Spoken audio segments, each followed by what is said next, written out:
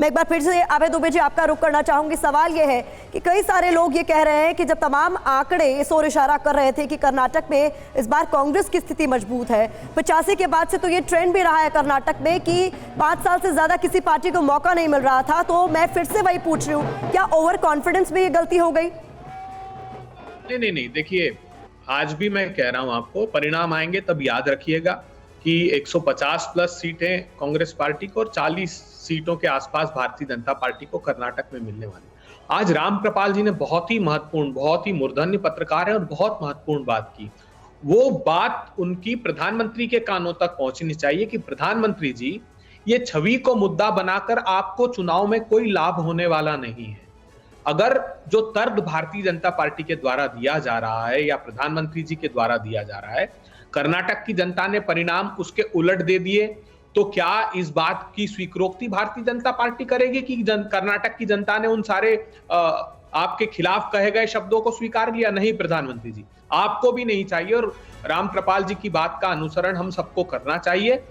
ये जो चुनाव है वहां पर लिंगायत मठ के जो धर्म गुरु हैं वो आए और उन्होंने कहा कि 3000 मठ है वहां पर, कि मठों के अनुदान तक के लिए 30% कमीशन की मांग की जाती। प्रधानमंत्री जी, क्या आपको चिट्ठी नहीं लिखी थी? समूचे कर्नाटक के ठेकेदार सड़कों पर आए, उन्होंने कहा विकास बहुत प्रभावित हो रहा है, 40% की कमीशन मांगी जा रही। राष्ट्रपति को मर्सी पिटीशन तक फाइल की और आपको चिट्ठियां लिख लिख कर, तब आपको संज्ञान लेना चाहिए था। तो आज हक होता आपको कम से कम, और वहां पर कम से कम दंडित करते उन लोगों को, लेकिन आपकी सत्ता की सरपरस्ती में भीषणतम भ्रष्टाचार चलता रहा, समाज के अंतिम पंक्ति में खड़े हुए लोगों के खिलाफ काम होता रहा। आप खड़गे जी के प्रति भारतीय जनता पार्टी वैमनस्य का भाव इसलिए रख रही है कि उन्होंने सदन में मुखरता से ये बात कही कि प्रधानमंत्री जी, जो धन्ना सेठ आपका दोस्त है, उसने एमईए के नोट के बावजूद, नीति आयोग के विरोध के बावजूद कैसे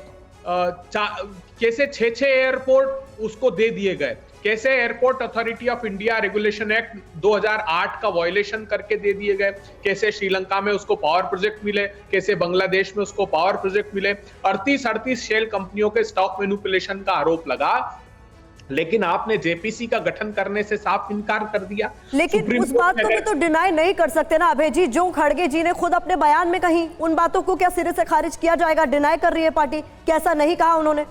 खड़गे जी ने खुद आकर कहा कि प्रधानमंत्री जी, हम सबके प्रधानमंत्री जी हैं, उनके प्रति आदर है हमारा, लेकिन उन्होंने विचारधारा का प्रश्न खड़ा किया। जो समूचे कर्नाटक में आप चले जाइए, मैं फिर कह रहा हूं, कर्नाटक की जनता इस बात को स्वीकारती है कि जो गवर्नेंस का मॉडल भारतीय जनता पार्टी ने दिया है, उसने कर्नाटका को बर्बाद कर दिया। ये आरोप हमने नहीं लगाए। आप देखिए, एक एक करके कर्नाटका के स्वयं के मंत्री आए, कर्नाटका में विधायक का ऑडियो वायरल हुआ, कर्नाटका में मठ मंदिर के संतों और महंतों ने यह बात कही और ठेकेदारों ने सड़कों पर आकर बात कही। कांग्रेस पार्टी ने तो अपनी तरफ से कोई आरोप नहीं लगाए थे।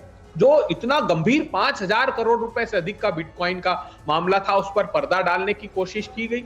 तो ये सारे आरोप बेहद प्रामाणिक थे। ठीक है, जितनी बातों का जिक्र आपने कर्नाटका में किया है, आप बताइए क्यों 12 करोड़ लोगों के रोजगार छीन लिए गए? हिंदुस्तान में 84% की आमदनी कम हो गई। हाँ। किसान की आमदनी 27 रुपए प्रतिदिन रह गई। ठीक है, तो मैं सवाल सीधा शाजिया अल्मी से ही पूछ लेती हूँ ना। शाजिया